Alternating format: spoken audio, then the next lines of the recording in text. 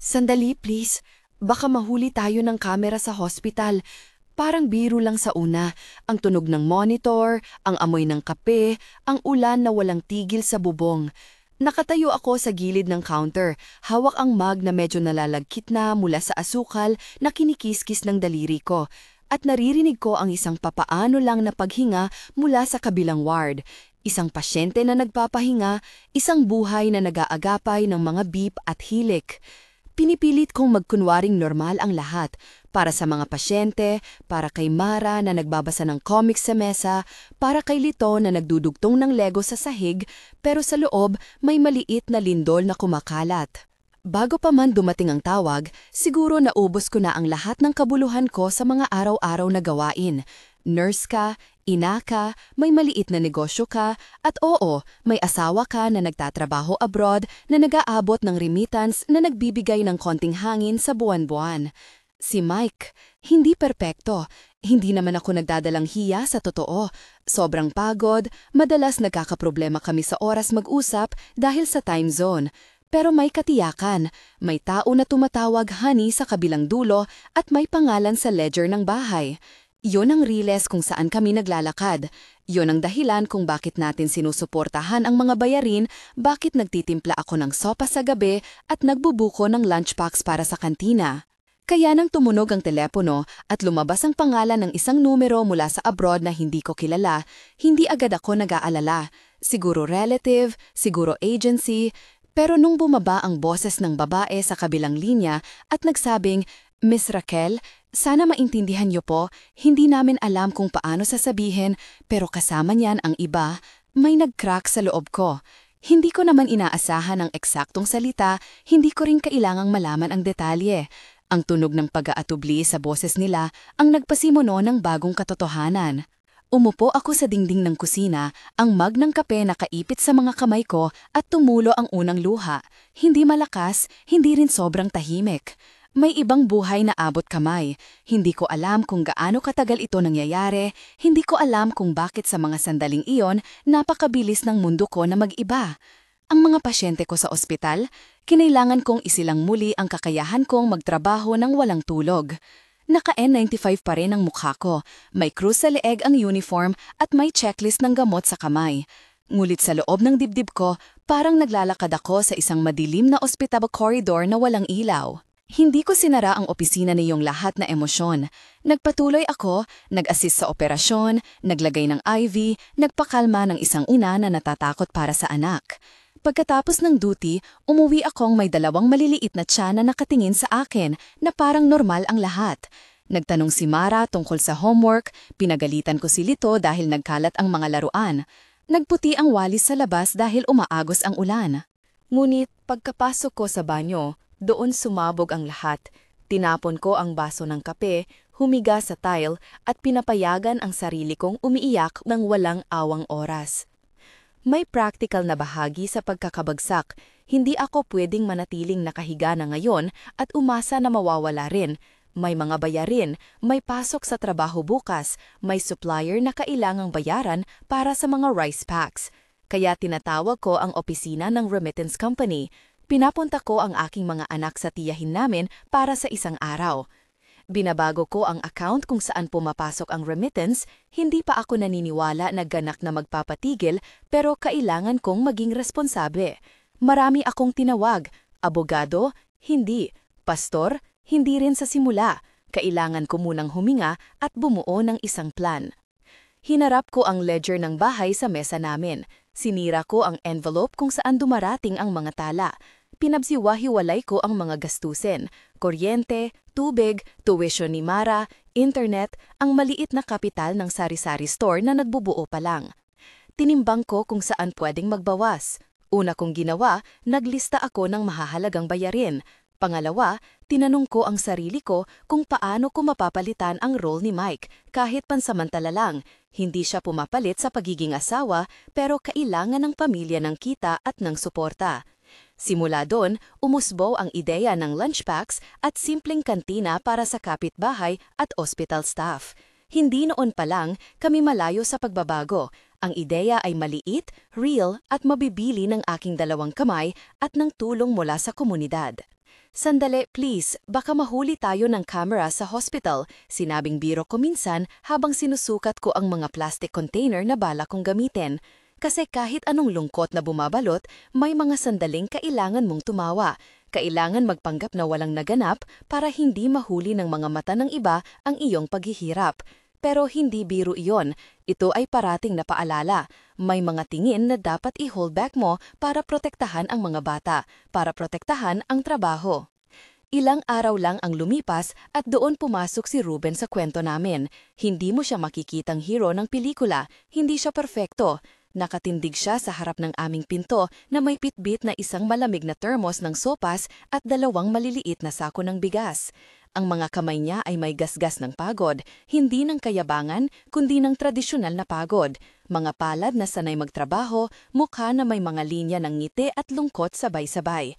Si Ruben ay biyenan ko, ang ama ni Mike. Ilang beses ko na siyang nakikita sa family gatherings, ngulit ngayon, sa sandaling iyon, parang siya ang unang taong tumilaok na ako ay hindi makarating sa sarili. Siya ba ang tumawag sa iyo? Ang tanong niya, simple at diretso. Hindi niya sinabing sino iyon na may sentiterya, may tono siyang nag-aalok ng kusang loob na may kasamang pag-iingat. Hindi ako agad sumagot, pumayag siyang pumasok at uminom ng kape. Nagpatahimik lang kami habang ang ulan ay nagiging mas malakas. Naalala ko ang unang gabi na nag-usap kami ng matagal. Hindi kami nagtagisa ng salita. Nagkain kami ng sopas, nag-ipon ng mga bulaklak ng pakpak ng ulam at minsay nagkataon ng katahimikan. Hindi ko pa rin alam kung paano nag-slow motion ang mga bagay sa pagitan namin. May mga maliliit na kilos, pag-abot ng kamay para magtulong magbuhat ng sako, pag-aalok ng payo kung saan kumuha ng supplier na mas mura na hindi agad lumilitaw bilang malaki. Ngunit sa loob nila may pag-asa na tila nagsisitiklop at kumakapit sa aming pangangailaman. Sa mga unang linggo, ang tulong ni Ruben ay practical. Siya ang nagdala ng contact ng supplier ng pandesal at canned goods na pwedeng i-resell sa sari-sari store. Siya ang nagdala ng lumang mesa na ginawang counter namin para sa first day ng maliit na kantina. Si Ruben din ang tumulong mag-repair ng electric rice cooker na palaging sinasakal ng kakain ng oras namin kapag maaga ang pasok sa ospital. May mga sandaling nakakatawa. Natakot kami pareho nang magsindi siya ng microwave at hindi alam niya kung paano iset ang timer. Tumawa kami ng malakas at nag-ingay ang kapitbahay na si Aling Nena na sumilip lang at nagtanong kung may extra pandesal. Hindi agad naging romantic ang lahat. Ang relasyon namin ay nagsimula bilang 2 taong may pinagsasaluhang problema. Ang isa ay nawalan ng tiwala sa asawa, ang isa ay anak na nangangalaga sa pamilya. Sa una, maraming pag-usap tungkol sa logistics, paano kumita ng dagdag, paano magpapadala ng pera, paano mag-maintain ng dignity sa mga anak kapag nadurog ang kanilang mundo. May tapat na pagmamalasakit, hindi papansin ang nakaraan ng anak niya, hindi pinupuna ang aking pagkaluha. Nag-aalok siya ng praktikal na solusyon. Sa tingin ko, may lakas ka sa mga bagay na yan, pagluluto, pag-manage ng oras, sabi niya minsan habang nililinis ang mangkok ng sopas. Bakit hindi niyo subukang mag-pack ng lunch para sa mga nurses? Madami diyan na kumakain ng mabilis at gusto ng mura, malinis. Hindi niya minansahe ang masalimuot na emosyon sa likod ng pagsasuggest, tahimik lang ang kanyang pagtingin, parang isang taong nakikita ang problema at nag-aalok ng simpleng solusyon. Sa loob ng bahay, ipinaliwanag ko sa mga bata ng mahinahon. May mga bagay na kailangan nating harapin mga anak. Hindi palaling madali. Hindi ko binanggit ang mga detalye. Hindi ko kailangan sirain ang kanilang kamusmusan. Si Mara, na nakaupo sa mesa at nagbubukas ng lapis sa kanyang notebook, tumingin lang at tumango. Okay mama, ang sabi niya, parang mas matanda kesa sa kanyang edad. Si Lito naman, na nagtatayo ng toring Lego, nagpatuloy lang na parang walang nangyari. Pinilit ko silang makita ang katatagan nang hindi ko sinusunog ang kanilang mundo ng karagdagang impormasyon. Ang desisyon na iangat ang mga anino ng katotohanan ay hindi basta-basta. Hindi agad kong nakita ang linya kung saan ko dapat sabihin sa kanila kung ano ang pagkakaiba ng walang asawa sa bahay at may bago siyang buhay. Nagulat ako sa bigat ng responsibilidad na iyon, hindi lang ako humahawak ng sariling puso ko, kundi pati ng kanilang pagkakakilanlan. Sa huli, pinili kong maging tapat sa antas na hindi sasakit ang kanilang pagkakabata. Papayagan natin ang sarili na magtanong at magduda, sabi ko sa kanila. Pero ngayon, maghahanda tayo ng mga lunch packs para sa mga kapitbahay at sa kantina ng ospital. Tutulungan tayo ni Lola Estel at ng mga kapitbahay. At sumama sila, masayang nagbalot ng sandwich at naglagay ng maliit na label na may paunang pangalang Mama's Kitchen. Pagkalipas ng ilang linggo ng improvisation at maliit na pagkakamali, unti-unting nagkaroon ng rhythm ang negosyo. Ang sari-sari store ay naging lugar kung saan nagkikita-kita ang kapitbahay sa umaga, nagbabayad ng bill at kumukuha ng kape. Ang lunch packs naman ay may regular na orders mula sa mga staff ng ospital at pusher na gustong kumain ng mabilis. Tinuruan ko ang mga bata kung paano magbilang ng sukli at paano mag-check ng expiration dates. Hindi ito perpekto. May araw na nalimutan kong mag-order ng itlog, may araw na nadurog ang isang thermo sa biyahe, pero may progress. Practical tips ang natutunan ko ng mahirap. Unang-una, maglista ng mga produkto na mabilis maikot. Pangalawa, bumili ng maliit pero regular na stock para hindi malugi agad ang puhunan. Pangatlo, mag-establish ng maliit na loyalty system, isang free sandwich pagkatapos ng 10 binili. Ito ang mga bagay na hindi ginagawa ng malaking negosyo pero malaking tulong sa amin. May pagkakataon na itinuro ko ang mga simpleng bookkeeping sa Mara at Lito, paano ang pera ay pumapasok at lumalabas upang makita nila ang proseso, hindi lang resulta. Sa mga unang buwan, may maliit na panalo na pumapawi sa lungkot. Isang regular customer si Aling Nena na laging naglalakad papunta sa tindahan at nagbabayad gamit ang maliit na plastic na coin purse. Isang grupo ng nurses na nag-order ng 20 lunch packs para sa isang on-call shift. Ang unang buwan na nakagraduate kami mula sa pag-aantay ng remittance para lang magkaroon ng kape sa bahay. Ang mga panalo na ito ay hindi malalaking kwento sa mga balita, ngunit sa loob ng aming bahay parang pagsilip ng araw sa mahabang ulan. Habang lumalago ang negosyo, naging mas madalas ang pagbisita ni Ruben. Nagiging bahagi siya ng ritmo, nag-aayos ng shelf, tumutulong magbenta kung ako ay may duty, at minsan nagluluto rin ng simpleng ulam na inaalok namin bilang espesyal. May pagkakataon na nauuwi kami sa kusina ng gabi, nagbabawas ng mga plastik at nagpaplano ng linggo. Sa mga sandaling iyon, maaring maramdaman ng iba na may lumalagong anuman sa pagitan namin, ngunit para sa amin, ito ay isang mapayapang proseso ng dalawang tao na nagbabahagi ng pasanin. Sa mga unang buwan, may maliit na panalo na pumapawi sa lungkot. Isang regular customer si Aling Nena na laging naglalakad papunta sa tindahan at nagbabayad gamit ang maliit na plastic na coin purse. Isang grupo ng nurses na nag-order ng 20 lunch packs para sa isang on-call shift. Ang unang buwan na nakagraduate kami mula sa pag-aantay ng remittance para lang magkaroon ng kape sa bahay. Ang mga panalo na ito ay hindi malalaking kwento sa mga balita, ngunit sa loob ng aming bahay, parang pagsilip ng araw sa mahabang ulan. Habang lumalago ang negosyo, naging mas madalas ang pagbisita ni Ruben. Nagiging bahagi siya ng ritmo, nag-aayos ng shelf, tumutulong magbenta kung ako ay may duty, at minsan nagluluto rin ng simpleng ulam na inaalok namin bilang espesyal. May pagkakataon na nauuwi kami sa kusina ng gabi, nagbabawas ng mga plastik at nagpaplano ng linggo. Sa mga sandaling iyon, maaring maramdaman ng iba na may lumalagong anuman sa pagitan namin, ngunit para sa amin, ito ay isang mapayapang proseso ng dalawang tao na nagbabahagi ng pasanin. Alam mo, kahit papaano, masaya ako na nakikita ko kayo na kumikilos, sabi ni Ruben isang gabi habang nagtitimbang kami ng mga bill. Si Mike, lagi siyang busy, naiintindihan ko yan, pero nakikita ko rin kung paano niyong hinahawakan ang mga anak. May earnestness sa kanyang boses, hindi sermon, hindi me time ng simpatya, isang bagay na mabigat at totoo. Hindi ko maiwasang tumulo ang luha at hindi dahil nalulungkot ako ngayon, kundi dahil may isang tao na nakikita ang aking pagsisikap at hindi ako inaalipusta. May pagkakataon na natatawa kami habang nagmamadali. Sandali please, baka mahuli tayo ng kamera sa hospital. Biro niya, habang may kasamang ngiti habang binibilang ko ang mga order. Nagtatawanan kami at nagiging normal ang mga sandali na dati ay puno ng tensyon. May guilt? Oo. May tanong tungkol sa kung tama ba? Oo rin. Ngunit may practicality din. Kailangan naming tiklupin ang mga plano upang hindi malugmok ang aming pamilya. Sa isang pag-ikot ng buwan, dumating ang isang pangyayaring nagpabago ng takbo ng negosyo. Isang maliit na kainan sa kanto ang napipilitang magsara at lumipat ang kanilang supplier ng mga kuryente ng plato. Nagkaroon kami ng pagkakataon na mag-alok ng mass lunch service para sa mga construction workers at ilang opisina sa malapit.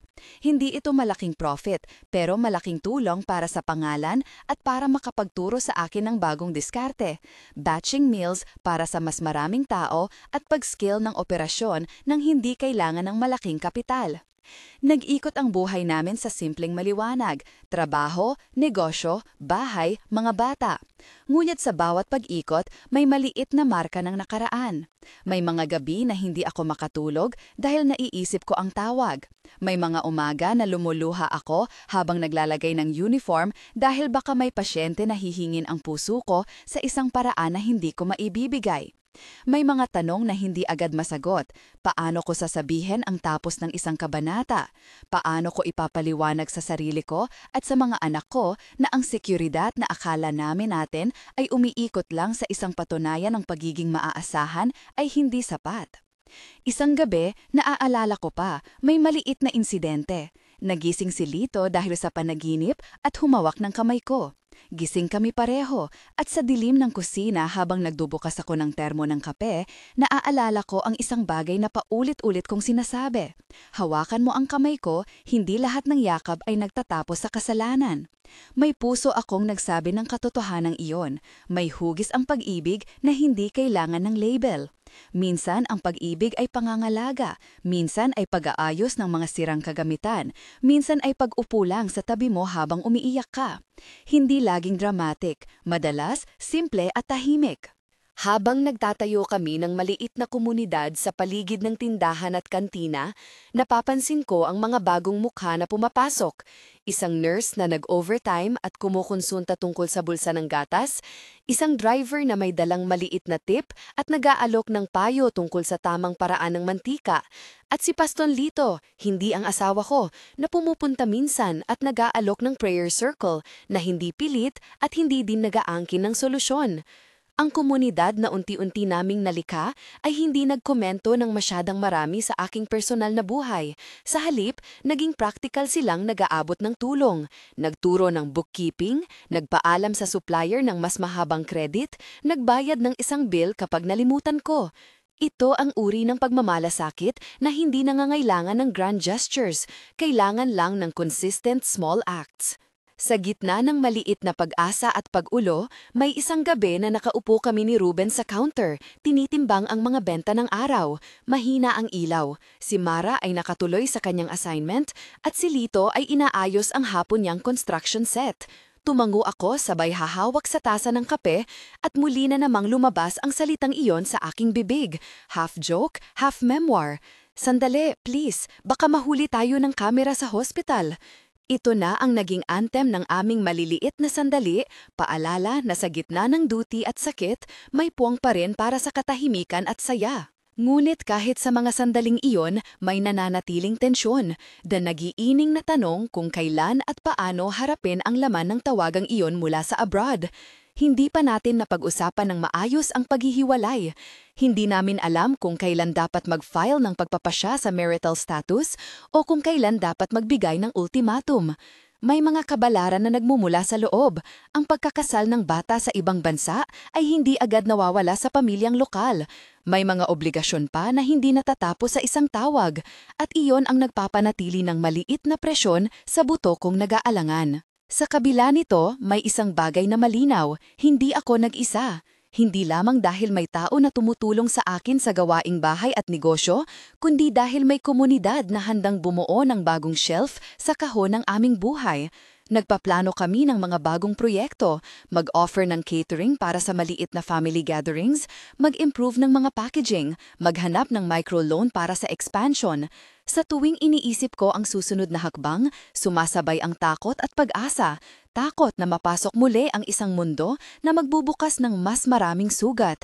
Pag-asa na baka ang bagong ito ay magbigay ng mas matibay na pundasyon. Natapos ang isang araw at nagdasal ako ng maiksing pasasalamat. Hindi nagpiklaim ng milagro, hindi nagpapangako ng kapalaran. Nagpasalamat lang ako para sa maliit na lakas at para sa mga kamay na tumulong. Naglakas loob akong humiga, ang mga bintana namin may bahagyang ilaw mula sa kalye at narinig ko ang hilig ng mga anak. Habang nakatingin ako sa kisame, naisip ko na darating ang mga sandaling kailangan kong gumawa ng desisyon na hindi lamang magpapagaling sa akin, kundi magtuturo rin sa mga anak ko kung paano maging matatag. At doon nagsimula ang planong iyon. Ang planong hindi takbo ng luha lamang, kundi isang planong mabuti at praktikal.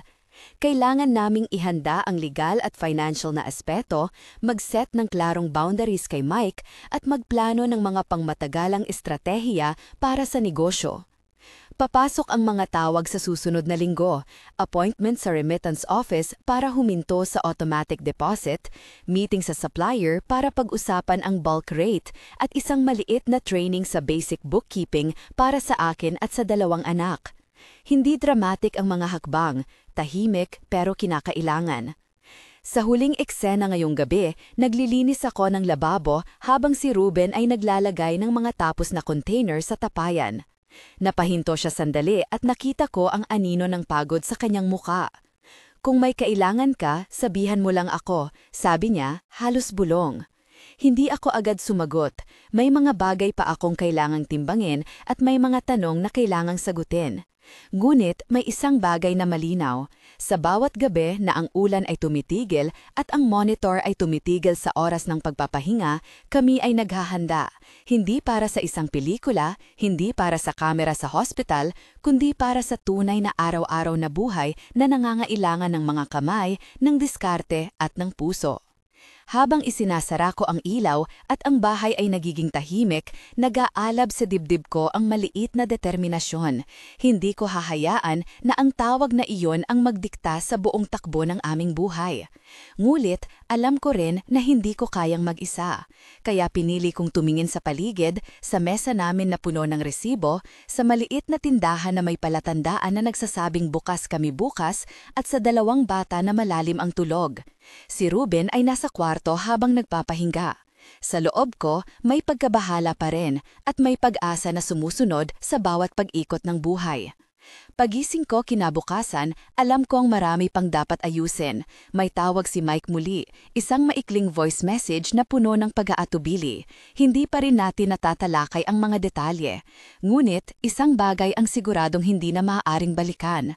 Ang mundo namin ay nagbago, at ang responsibilidad ko ay hindi na lamang tumugon sa sakit, kundi gumawa ng paraan para sa kinabukasan. Kaya tumayo ako, nagbihis, niligo, at habang naglalakad papunta sa kantina upang buksan, muling bumulong ang pariralang dati kong sinasabi sa biro. "Sandali, please, baka mahuli tayo ng kamera sa hospital." Ngayon, hindi na ito biro lang. Ito ay paaalala, ang bawat sandali ay mahalaga at ang bawat hakbang patungo sa pagbangon ay dapat gawin ng may dignidad. Pagising ko kinabukasan, alam kong marami pang dapat ayusin. May tawag si Mike, maikli, puno ng pag-aalingalang. Hindi pa rin malinaw kung ano ang gusto niyang sabihin. Habang iniangat ko ang kape at pinapainit ang kalan, pumasok na agad si Mara at tumingin sa akin na parang may bagong responsibilidad na nakaatang sa kanyang maliit na balikat. "Mag-iingat ka, Mama," sabi niya. Mababaw ang boses pero matibay ang tingin. "Sabihin mo na lang kung kailangan mo ng tulong sa kantina, ha?" "Oo, mahal," sagot ko. "Mamaya tinuturuan kita kung paano magbilang ng sukli." Habang binubuksan ko ang tindahan, naalala ko ang unang checklist na ginawa ko noong gabing iyon ng pag-iyak. Huwag umasa sa remittance ng buo, maglista ng mahahalagang bayarin, maghanap ng supplier na mapagkakatiwalaan at magplano ng backup.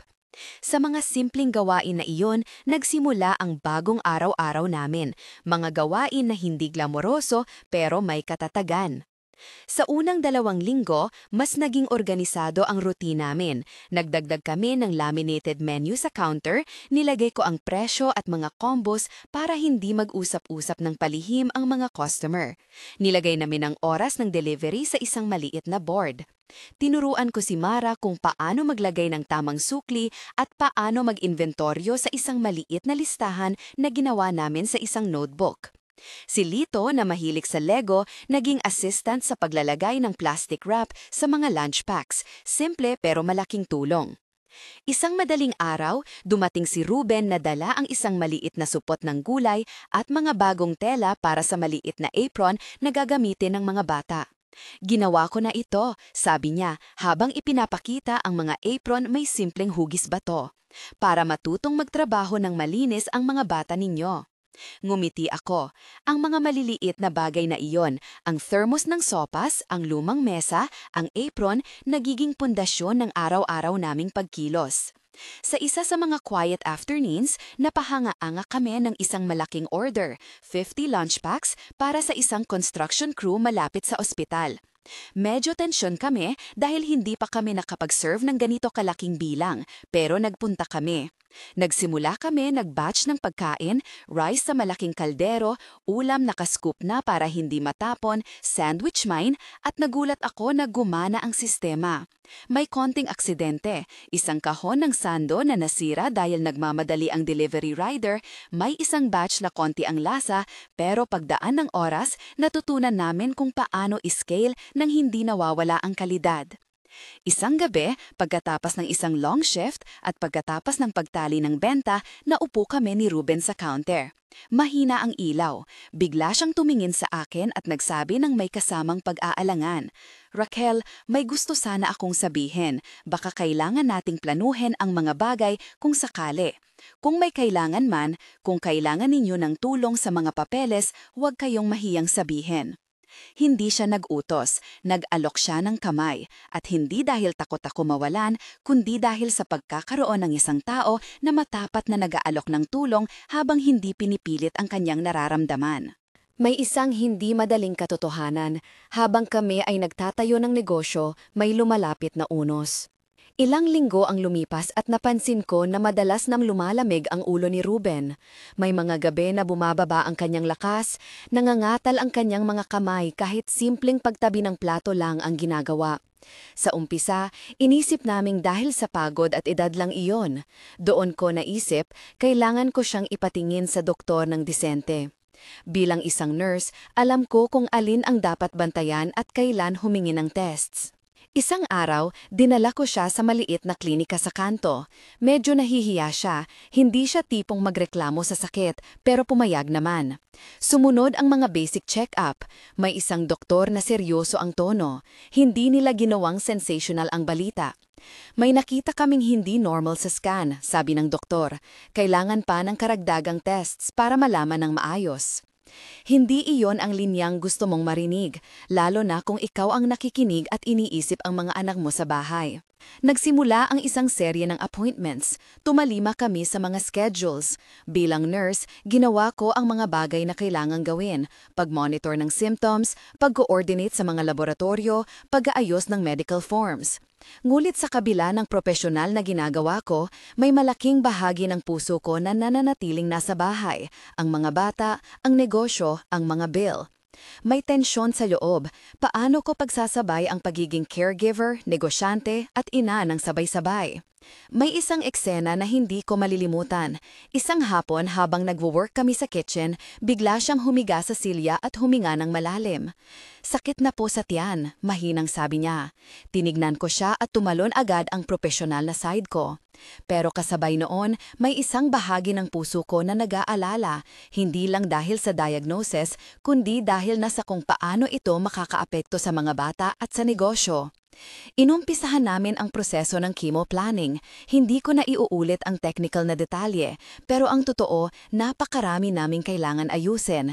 Schedule ng chemo, pag-aayos ng mga staff shifts, kung sino ang mag-aalaga sa mga bata kapag nandyan siya sa ospital. Humingi ako ng tulong mula sa komunidad. May ilang kapitbahay na nag-offer magluto para sa amin sa araw ng chemo. May supplier na nagpahintulot ng delay sa pagbabayad. Ang unang cycle ng treatment ay nakakapagod. Nakita ko si Ruben lumiliit ng kaunti. Hindi nawawala ang kanyang mabait na tawa pero nagiging mas maigsi ang mga salita niya. Nag-alternate ang days ng pag-uwi niya sa bahay at pagpunta sa ospital. Sa mga gabi na nagkakape kami, hinarap ko ang mga tanong na hindi komportable. Paano ko haharapin ang grief ng mga bata? Paano kung hindi siya gumaling? Paano namin babayaran ng treatment habang nagpapatakbo ng maliit na negosyo? May mga practical na desisyon na kailangang gawin kaagad. Gumawa kami ng emergency fund, kahit maliit lang. Ipon mula sa kita ng kantina, konting tip ng mga regular customer, at isang maliit na donasyon mula sa simbahan. Nag-appoint kami ng isa pang tao na tutulong sa operations. Isang kaibigan ni Ruben, na dati siyang tumulong sa construction. Sumali bilang part-time helper. Tinuruan namin siya ng simpleng packaging at handling. Tinawag ko rin ang remittance office at inayos ang account transfer na binanggit ko noon. Sinigurado kong may contingency account para sa household bills. Sa isa sa mga hospital nights, nagising si Mara at pumasok para lang hawakan ang kamay ko. "Natatakot ako, Mama," sabi niya ng mahina. "Ayokong mawala si Lola Ruben." Hinawakan ko ang kanyang maliit na mga daliri at pinilit gumiti. "Alam mo," tugon ko, "lahat tayo natatakot. Pero nandito tayo para magtulungan. Kaya sasabihin mo sa akin kung ano ang nararamdaman mo, ha?" Hindi madali ang pag-uusap na iyon. Naghanap ako ng mga simpleng paraan para bigyan sila ng katiyakan. Nag-set up kami ng maliit na album na puno ng pictures ni Ruben. Gumawa kami ng memory jar, kung saan nagsusulat kami ng mga maliliit na notes, mga linyang nagpapaalala ng mga simpleng araw na magkakasama. At binabasa namin ang mga iyon kapag nadarama namin ang takot. Ang mga ritual na iyon, simple, maliit, nagbibigay ng hugot ng tibay sa mga bata. Habang nagpapatuloy ang treatment, nagkaroon ng mabubuting araw at mas mahirap na araw. May pagkakataon na biglang bumalik ang kanyang sigla. Kumain ng isang maliit na plato ng adobo at nagtatawanan kami ng konti. Mayroon ding araw na hindi siya makabangon mula sa kama. At ako ang nag-aalaga tulad ng pag-aalaga ko ng pasyente sa ospital. Pag-check ng fluids, pagbalanse ng gamot, pagtulong sa personal hygiene. Minsan, bilang nurse, kailangan kong ipaalala sa sarili ko na may limit ang kontrol ko. Gamitin ko ang propesyon para gawin ang lahat at tumanggap kapag may hindi ko hawak. Sa simula pa lang ay napag-usapan namin ni Ruben ang hanggaran na magkaroon ng dignified at mapayapang paglisan kung mangyayari man. Hindi namin pinalano ang tragedy. Pinaghandaan lang namin ang posibilidad. Pinili naming magkaroon ng paliwanag at advance directives, hindi technical na legalese, kundi simpleng pag-uusap sa pamilya. Ano ang gusto niyang mangyari? Sino ang makikipag-usap sa doktor? Anong mga bagay ang ipapaayos? Ang pag-usap na iyon ay nakapagbigay sa akin ng malinaw na direksyon at nagbigay ng katahimikan sa kanya. Isang linggo, may nangyaring hindi namin inaasahan. Mabilis ang paglala ng kalagayan ni Ruben. Nasa ospital siya ng husto at ako ang nagbantay. Nag-donate ng sariling oras gaya ng pagkuha ng day offs at pagkompromiso sa oras ng kantina. Ang mga kapitbahay ay nag-volunteer magbantay sa tindahan habang ako ay nasa ward. May mga taong umabot ng pagkain at mga tao mula sa simbahan na dumating ng tahimik, nagdala ng mga panalangin na hindi pilit. Hindi kami nagkaroon ng grand gestures. May tahimik na pag-aabot ng tulong. Sa mga huling araw ni Ruben, dumami ang mga lumalapit na faces, hindi para magsisi o maghusga, kundi para magpaalam. Dumating si Mike nang makaya niya. Hindi ko ilalabas ang dahilan ng kanyang delay, hindi iyon ang punto. Dumating siya na may kahinaan, may sariling komplikasyon. Hilaw ang kausap pero may kasamang pagsisikap. Nagtagpo ang mga mata nila at may mga sandaling hindi ko alam kung saan ako lalagay sa nararamdaman. Ngunit sa gitna ng lahat, may pagnanais ako ng bignidad para sa lahat. Hindi ko hinayaan na maging arena ang kamatayan para sa pag-aakusa o para sa masalimuot na eksena. Pinili kong ilagay ang pag-ibig sa gitna kahit iba-iba ang anyo ng pag-ibig na iyon. Noong araw ng paglisan ni Ruben, maulan. Nakaline ang mga kapitbahay sa labas ng munting chapel. May mga iyak, may mga tawa, may mga kwento. Mga simpleng alaala ni na Ruben. Ang lagi niyang daladalang thermos, ang mga salita niya sa pagtulong, ang kanyang simpleng pagngiti.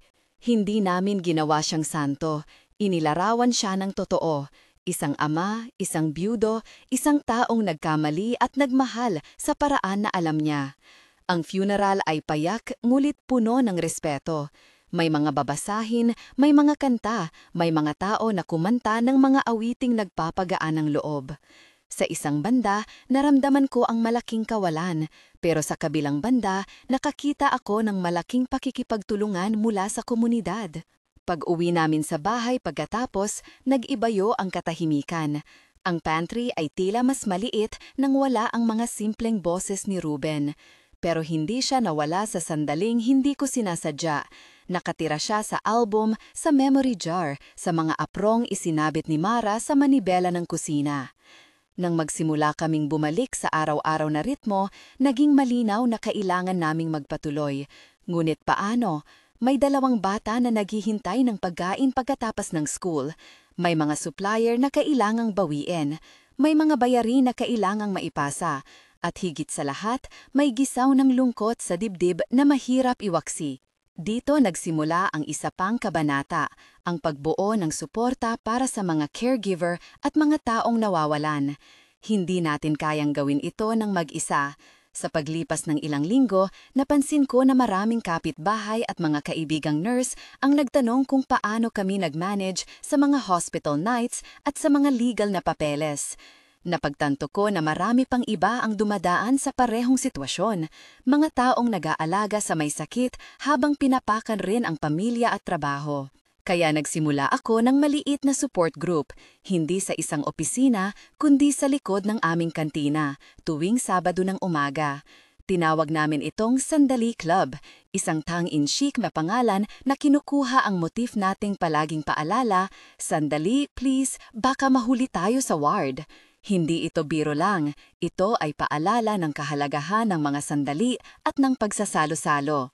May mga dumating na caregivers, isang kapatid na nag-aalaga ng kanyang tatay na may stroke, isang ina na lone caregiver ng kanyang anak na may chronic illness, isang nurse na nagbabalik mula sa abroad para pansamantalang tumulong sa kapatid.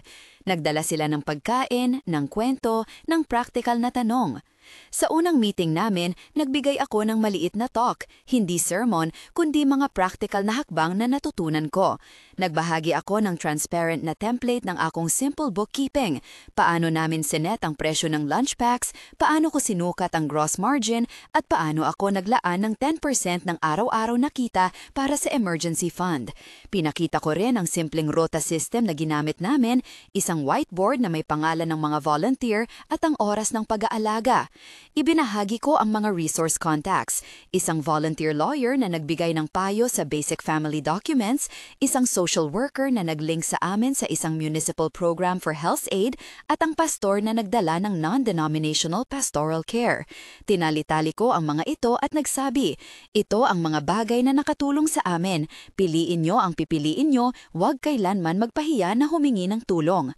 Maraming nagulat na simple lang ang mga solusyon, rotang pagdadala ng pagkain para sa pamilya ng may sakit, schedule para sa pagpunta sa hospital para may maiayos na caretaker sa bahay, pooling ng pera para sa isang buwan ng gamot at pag-organize ng group buying para sa cheaper supplies. Lahat ng ito ay practical at nababaluktot.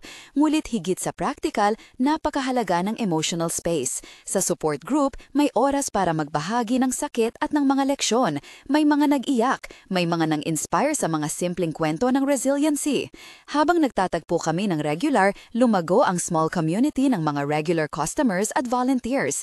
Nagkaroon kami ng pagkakataon na i-expand ang kantina, hindi malaki, ngunit sapat para magkaroon ng maliit na dining corner para sa mga volunteers at para sa mga support group meetings. Gumawa kami ng bagong menu na may labeled nutrition information dahil may mga caregivers na nangangailangan ng mas madaling nutrisyon.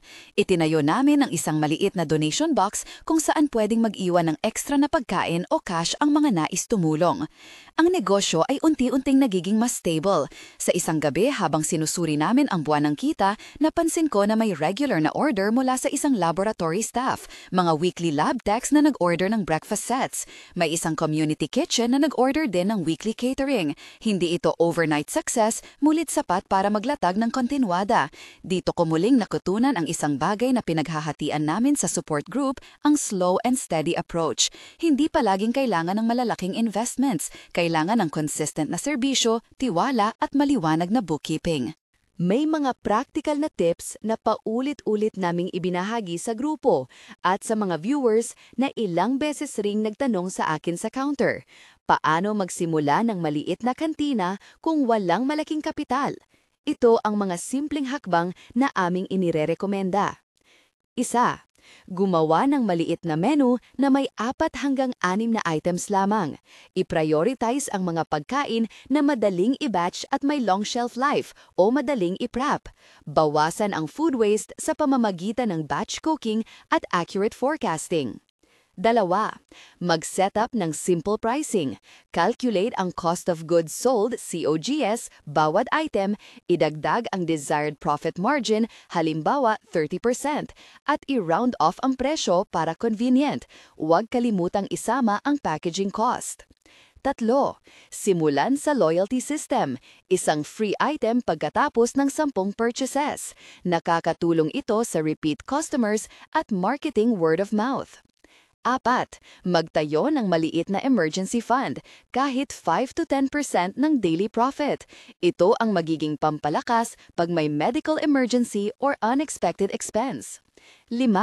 Maghanap ng community partners, kapitbahay, church groups, local suppliers na pwedeng mag-offer ng credit terms. Ang trust sa komunidad ay isang uri ng currency.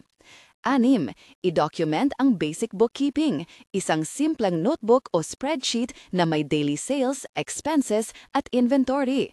Ituro ito sa isang trusted child o helper para shared responsibility at transparency. 7. Alamin ang iyong time allocation. Itakda ang oras para sa operation na hindi ka kinakailagang mawala sa hospital duties. Gumamit ng rotas o mag-hire ng part-timer kapag may critical hospital days. 8. Mag-establish ng peer support network. Magkaroon ng schedule ng mga volunteers na pwedeng mag-assist on hospital nights o mag-alaga ng mga bata. Ang mga tip na iyon ang in-apply namin habang unti-unting umiikot ang buhay. Habang gumagawa kami, nagsimula ring magtanim ang mga bata ng mga bagong perspektiba.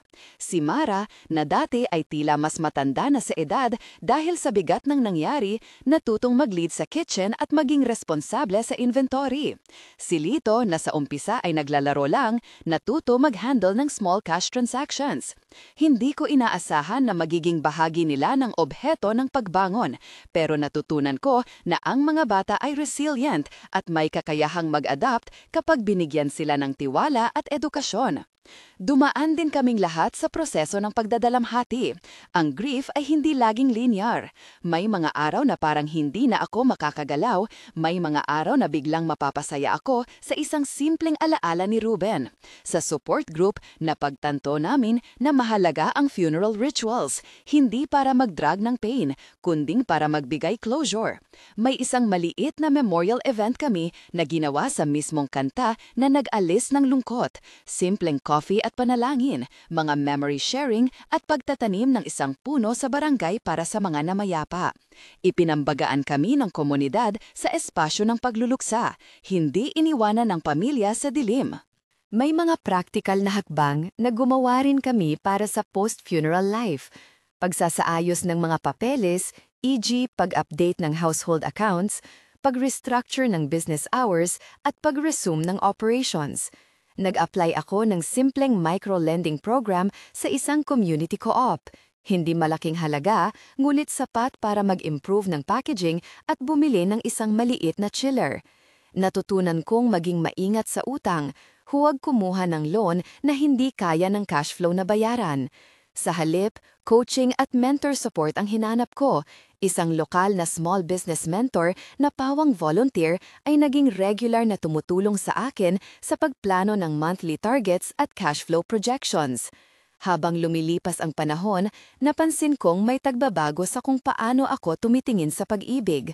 Noon, iniisip ko na ang pag-ibig ay isang kwento ng romantic fulfillment. Ngayon, mas malalim ang pananaw ko.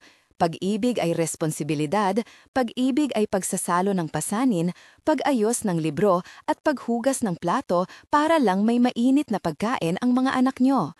Minsan tahimik, minsan malakas, pero lagi itong nagbabago anyo. Naunawaan ko na hindi kailangan gawin kasalanan ang mga taong nagmahal sa paraan na alam nila. Si Ruben ay nagmahal, si Mike ay nagmahal sa kanya ring paraan, komplikado at hindi perpekto. Akin lamang ang magpasyang mamuhay ng may dignidad. Napapaligiran kami ng maliit na komunidad. Ang Sandali Club ay lumaki. May ilang volunteers na nagsimula ng sariling small kitchens. May isa na nagsimula ng handcrafted condiments para ibenta namin sa tindahan. May mga kapitbahay na nagbibigay ng sustainable vegetable seedlings para sa small backyard garden na supply ng gulay sa kantina.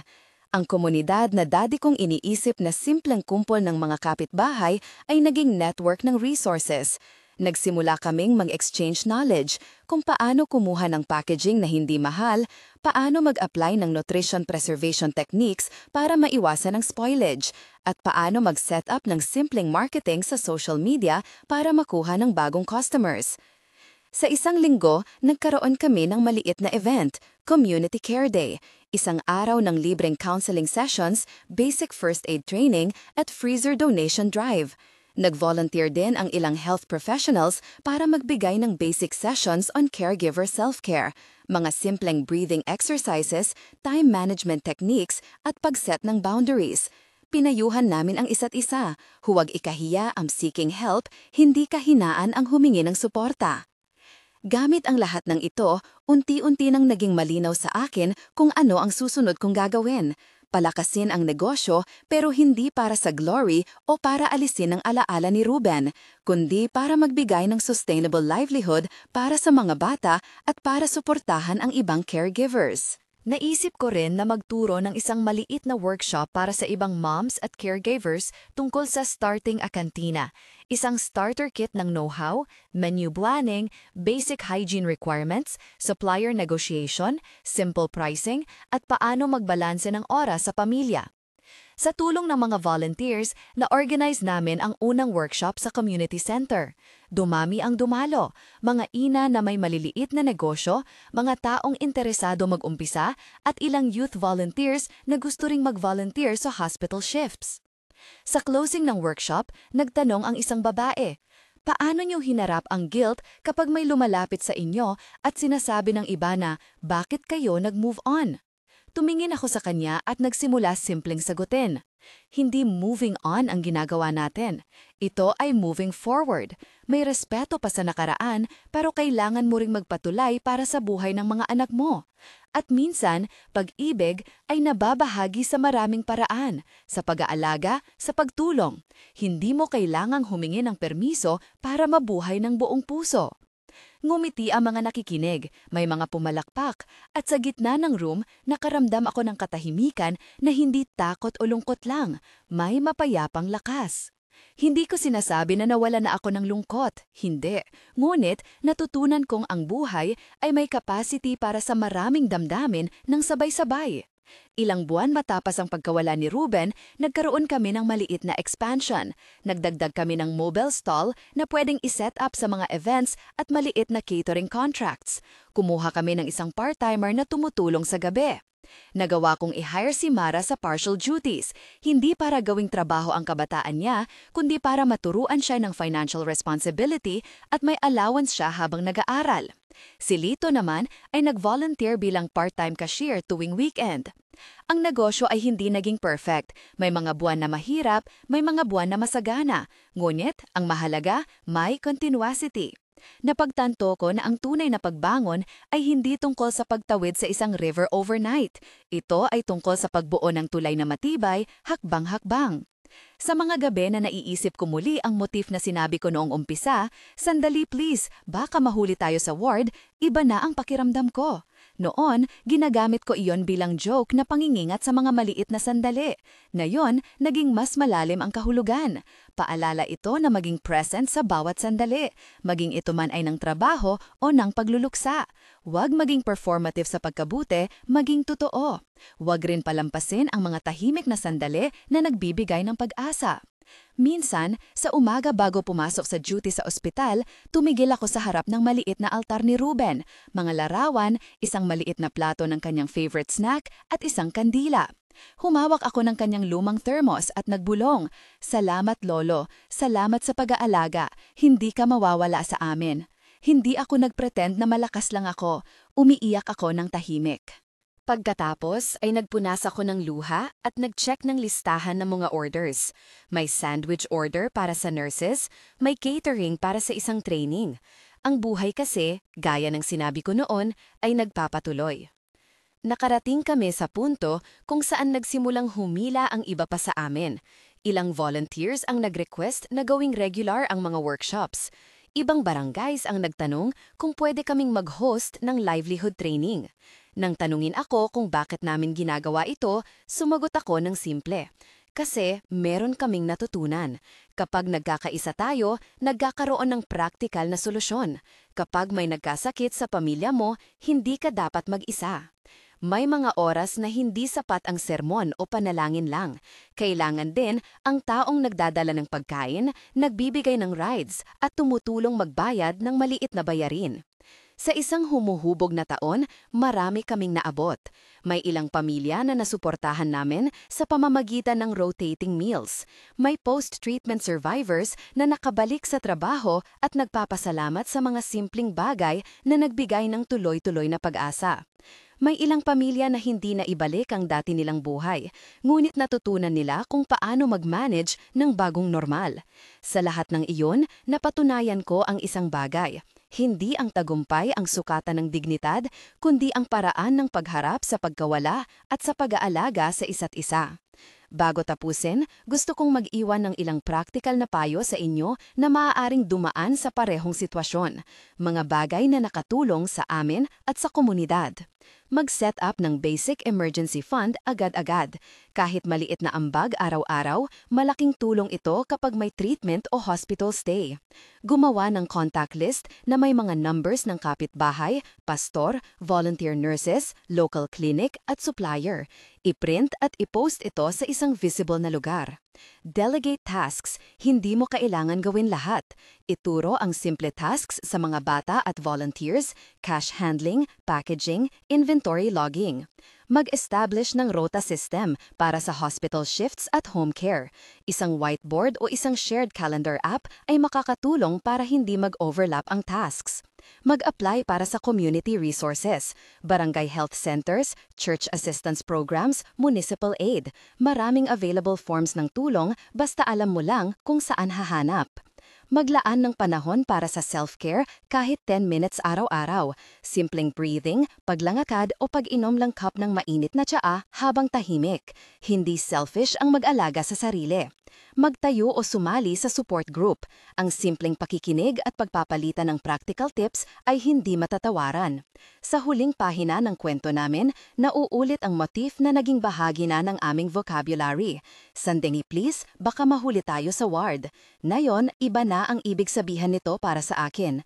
Ito ay paalala na ang buhay ay binubuo ng maliit na sandali ng pag-ibig, ng pag-aalaga at ng pagpili. Hindi porket may kamera o may tao nagmamasid, dapat mawala ang tunay na pag-uusap at ang tunay na pag-aaksyon. Piliin mong maging tao sa gitna ng sakit. Piliin mong magtayo ng komunidad. Piliin magbigay ng pagkain at ng oras kahit maliit lang. Kung ang kwento namin ay may nakita kang pag-asa o aral na makakatulong sa iyo o sa kilala mo, sana ibahagi ito. Kung gusto nyong marinig pa ang iba pang kwento at mga practical na workshop na ginagawa namin, mag-subscribe sa channel na ito at i-like ang video. Ang papuri ay hindi importante, ang suporta at pagkalat ng impormasyon ang tunay na puhunan. Maraming salamat sa pag-upo rito kasama namin sa pagbabahagi ng panahon. Ang huling tanong ko sa inyo ay simple, sino ang isang tao sa inyong buhay na kailangan ng maliit na plato ng pagkain o isang kamay ngayon? Kung may naiisip kayo, tumugon kayo sa iba, lumapit, magbigay. Hindi natin kailangang maghintay ng dramatikong sandali para tumulong. Minsan, sapat na ang pagdala ng mainit na sopas at ng isang tahimik na upuan sa tabi nila.